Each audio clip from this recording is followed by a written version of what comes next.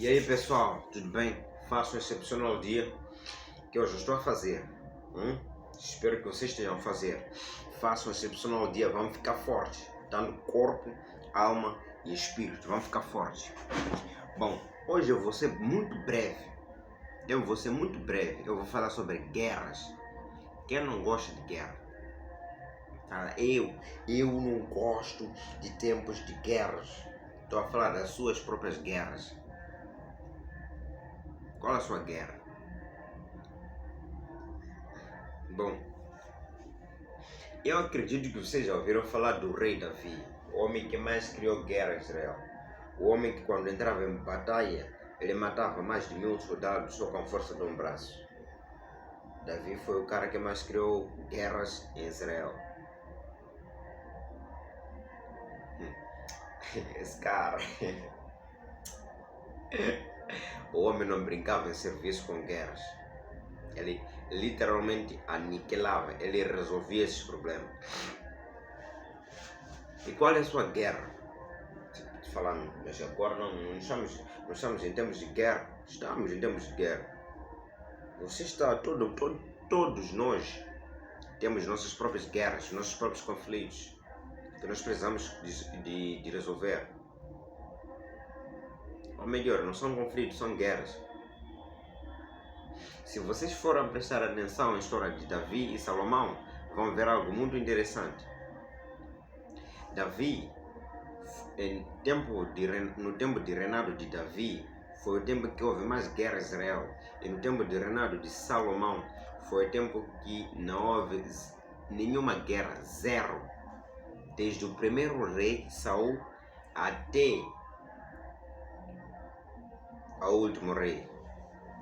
Salomão foi o único rei que viveu em tempos de paz plena, sem guerra com ninguém. Mas como assim Salomão viveu um tanto tempo de paz, se sabendo que Israel todo momento tinha que estar em guerra? Desde o momento em que ele saiu da terra do Egito até chegar à terra de Canaã, houveram guerras.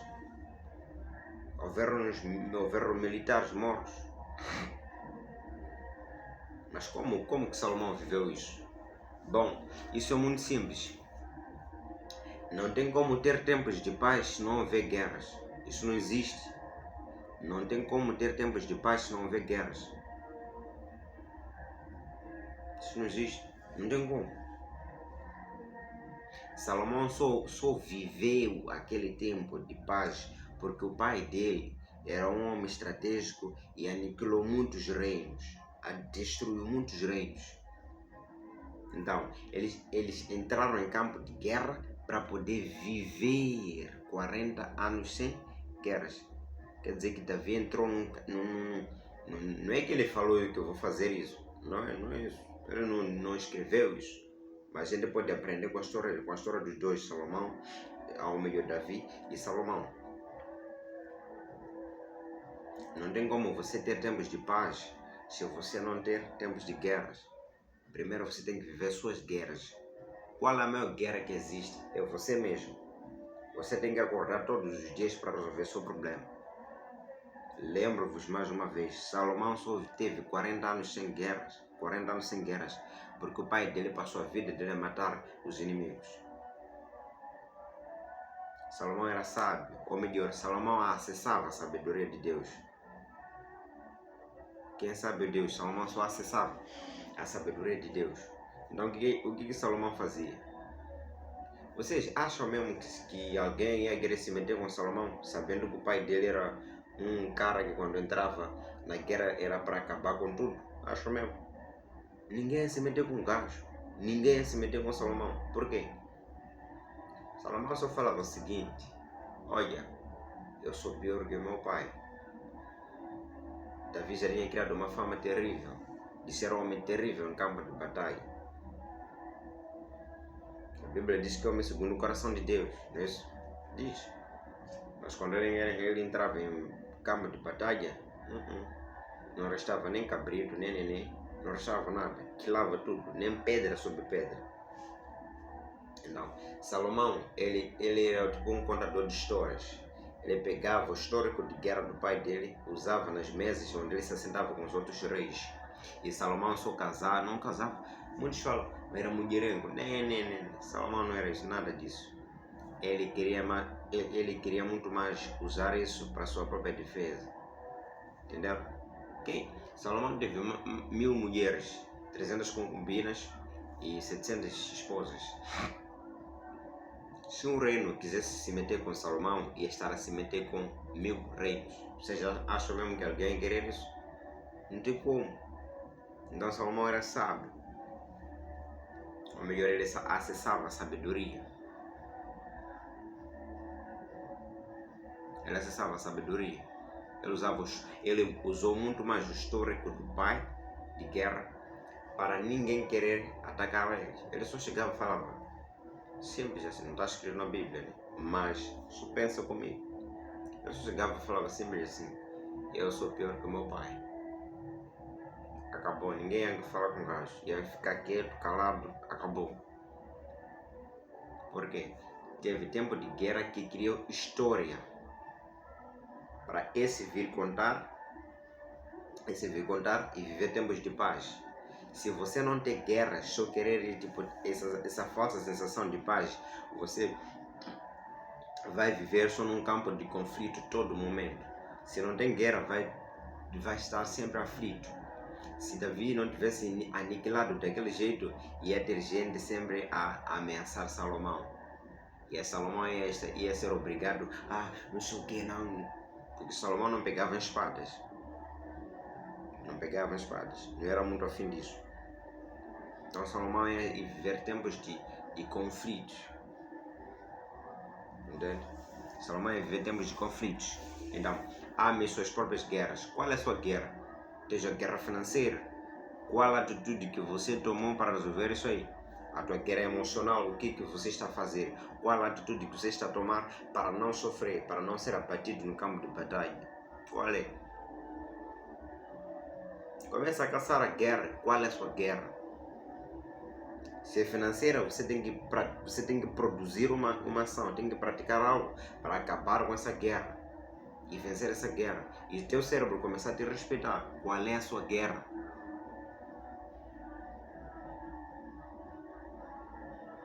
Qual é a sua guerra? Tem uma frase que muitos conhecem na internet. Acredito que muitos. Diz o seguinte, eu vou ler para vocês, vou falar para vocês. Olha, tempos difíceis criam homens fortes. Tempos difíceis criam homens fortes. Homens fortes criam tempos fáceis. Tempos fáceis criam homens fracos. E homens fracos criam tempos difíceis.